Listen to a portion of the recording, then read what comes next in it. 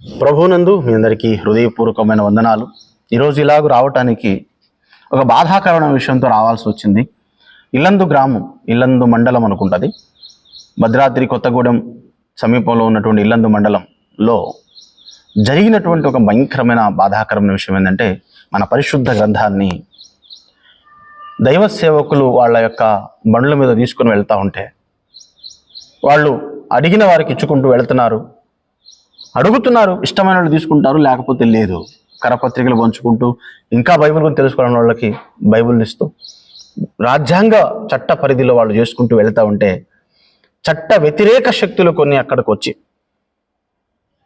వాటిని ఆ బైబిల్ని లాక్కొని వాళ్ళ దగ్గర ఉన్నటువంటి కరపత్రాలను లాక్కొని తగలబెట్టడం జరిగింది.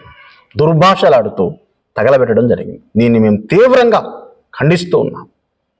వీటన్నిటికీ కారణం ఏంటి అని ఆలోచన చేసినప్పుడు, కరుణాకర్ సుగుణ అనేవాడు ఇంతకుముందు ఈ బైబిల్ మీద ఉచ్చబోయండి, ఈ బైబిల్ మీద తగలబెట్టండి అన్నాడు. వాడు చేసినటువంటి వ్యాఖ్యలు, కొంతమంది ఈ రాధా మనోహర్ దాస్ అనే వ్యక్తులు ఆ బైబిల్ గురించి ఈ బూతు మాటలు మాట్లాడుతూ, ఆ బైబిల్ గురించి, మేరీమాత గారి గురించి, పుట్టుకకు యేసుక్రీస్తు పుట్టుక గురించి మాట్లాడుతూ వీళ్ళు రెచ్చగొడుతూ సమాజాన్ని పాడు చేస్తున్నటువంటి వీళ్ళు, ఈ కరుణాకర్ సుగుణ అనేవాడు, లలిత్ కుమార్ అనేవాడు, ఈ రాధా మనోహర్ దాస్ అనేవాడు, వీళ్ళందరూ కూడా ఒక హైందవ సమాజంలో ఒక చెడపురుగులా తయారయ్యారు. హైందవులు వీళ్ళని చెదరించుకున్నారు. నిజమైన హైందవ సహోదరులు ఎవరు కూడా ఇలాంటి ఇతరుల మీద దాడి చేయటం అనేది వీళ్ళు కోరుకో. ఈ మధ్యకాలంలో ఒక స్వామీజీ గారు మాట్లాడుతూ ఉన్నారు, అరే బాబు, మీరు హిందువులను చెప్పుకోవడానికి తగిన వాళ్ళు కాదురా, ఎవరు చెప్పాడరా మీరు మరొక గ్రంథాన్ని దూషించమని? అన్ని గ్రంథాల్లో ఉన్నటువంటి పవిత్రమైన వాటిని మేము తీసుకుంటాం, వాటిని అవసరమైతే మాకు అవసరమైతే వాడుకుంటాం అన్నారు. మీరెవర్రా మరి? మీరు హిందువులని పేరు చెప్పుకుంటూ హిందూ సహోదరులు, నిజమైన హిందువులు అన్నీ మావే అంటుంటే, స్వామి వివేకానందుల వారు కూడా యేసుక్రీస్తు మావాడు అని చెప్పాడు.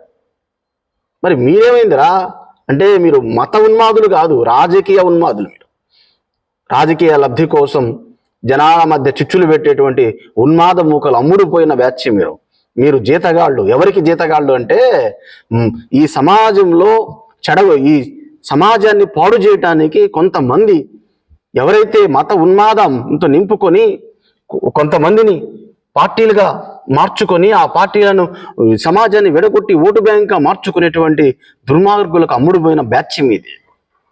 డబ్బు కోసం ఎంత నీచమైన పనులైనా చేస్తున్న దుర్మార్గులు మీరు. డబ్బు కోసం ఎంత నీచమైన పనులైనా చేస్తున్నారు.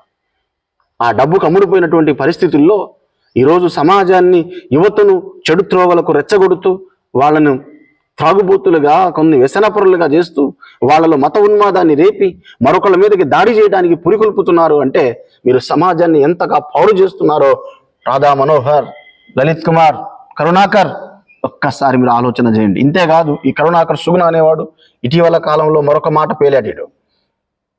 దైవజనుల్ని చంపడానికి వాళ్ళని గన్నులతో కాల్చాలని చెప్తున్నాడు. ఎవరిని కాలుస్తావు రాను? దైవజనులు అనేకులను మార్చేవాళ్ళు రా.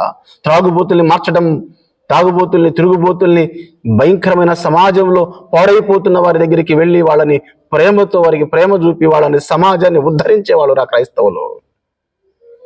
ఈరోజు చదువుని తీసుకొచ్చిన వ్యక్తులు క్రైస్తవులు రా. ఈరోజు అనుభవిస్తున్న సంపదలో చాలా ఈరోజు ఏవేవి నువ్వు మాట్లాడుతున్న సెల్ ఫోన్ కూడా కనిపెట్టింది క్రైస్తవులేరా. ఈరోజు ఏ నెట్వర్క్ వాడుకుంటున్నావు, ఆ నెట్వర్క్ కనిపెట్టింది కూడా క్రైస్తవుడేరా. క్రైస్తవ దేశాల్లోంచి వచ్చిన సంపదని వాటి నుంచి మీరు వాడుతున్నారు. నేను అలాగని చెప్పి వాడకూడదని చెప్పట్లేదు నేను, కానీ మీ ప్రతి విషయంలో మంచి ఎక్కడున్నా తీసుకోవడం నేర్చుకోమని చెప్పాలరా సమాజానికి.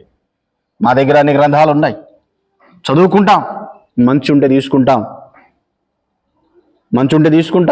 మంచిని చెప్తే తీసుకుంటాం, ప్రతిదీ కూడా పెద్దలు చెప్పే మాటలు తీసుకుంటాం. కానీ మీరెలా ఉన్నారు? ఈరోజు క్రైస్తవ సమాజం మీద దాడులకు పురికొల్పుతున్నారు. దాని ఫలితం ఈరోజు నడి రోడ్ల మీద పగటి వేళ నడి రోడ్ల మీద వాహనాలు సంచరిస్తుండగా రోడ్ల మీద బైబిల్ తగలబెడుతున్నారంటే దీన్ని తీవ్రంగా ఖండిస్తున్నాం. ఇలాంటి మతోన్మాదాలను ప్రభుత్వాలు ఖచ్చితంగా కఠినంగా శిక్షించి వీరికి హెచ్చరికలు చేసి వారికి భయం కల్పించి మరొక్కసారి ఇలాగూ చేయాలంటే వాళ్ళకి భయం కలిగినట్టు చేయాలని కోరుతున్నాం. ఇప్పుడు మాట్లాడరు కొన్ని ఛానల్స్, అనవసరమైన వాటికి అయితే ఏమీ లేకపోయినా మసిపూసి మారేడికాయలు చేయడానికి అన్ని ఛానళ్ళు గొంతిప్పుతాయి. కానీ ఈరోజు బైబిల్ తగలబడితే ఒక్క ఛానల్, ఒక్క మీడియా అన్న మాట్లాడుతున్నారా? ఇప్పుడు ఏమనుకోవాలి మేము? మీరు మతోన్మాదులకు అమ్ముడుపోయిన వాళ్ళు అనుకోవద్దా మేము? ఇప్పుడు గలవిప్పారు మీరెవరు? చాలా బాధతో చెప్తా ఉన్నాను, క్రైస్తవ సమాజమా మేల్కొనండి. క్రైస్తవ సమాజమా మీరు యూనిటీని కాపాడుకుందాం. కొంతమంది క్రైస్తవ సమాజంలో కొంతమంది బయలుదేరారు, మతోన్మాదుల కమ్ముడు పోయి వాళ్ళకి కొన్ని ఆ సేవకుడు మాట్లాడింది, ఈ సేవకుడు మాట్లాడింది, వాళ్ళకి వీడియోస్ వాళ్ళకి ఆడియోస్ పంపించారు. అరే బాబు, మీరు అసలు క్రైస్తవ సమాజంలో ఉన్న గిజ్జిలాగా ఉన్నారా మీరు? మతోన్మాదులతో సహవాసాలు చేయటం, వాళ్ళతో ఫోన్లు మాట్లాడుకోవటం, ఆ ఫోన్ సంభాషణలు ఇలా ఛానల్స్లో పెట్టుకోవటం, ఎంత దౌర్భాగ్యమైన పరిస్థితిరా బాబు. క్రైస్తవులేనా మీరు? ఈరోజు బైబిల్ తగలబెడుతున్నారు. వాళ్ళ వల్ల ఇలాంటి పరిస్థితి జరుగుతుంది. వాళ్ళని ఎలా మీరు ప్రోత్సహిస్తారు?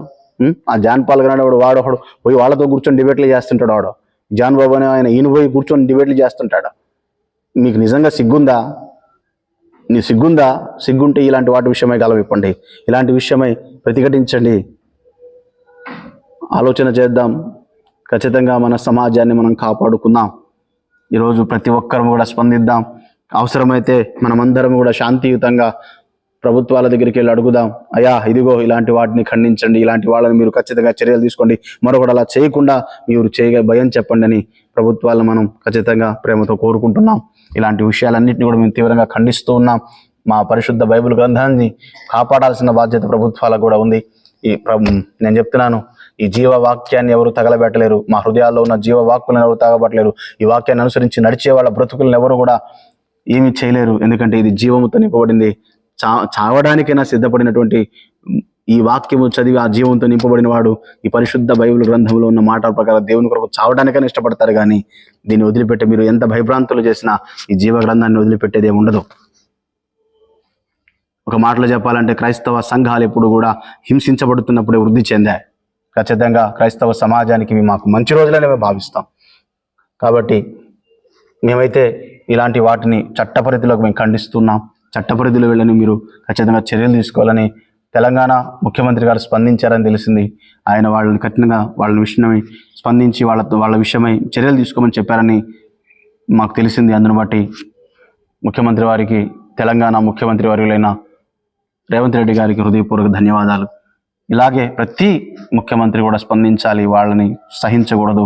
అలాంటి వాళ్ళని ఎప్పుడైతే భయభ్రాంతులకు గురవుతారో, ఎప్పుడైతే ప్రభుత్వాలు చర్యలు తీసుకుంటాయో ఇలా రోడ్ల మీద బరితెగించిన వ్యవహారాలు ఆగిపోతాయి. కాబట్టి మనం అందరం కూడా స్పందిద్దాం. దేవుడు మనకు తోడై ఉండి ఇలాంటి మతోన్మాదుల నుంచి మన దేశమును ప్రభువు కాపాడును గాక. ఆమేన్. అందరికీ వందనాలు.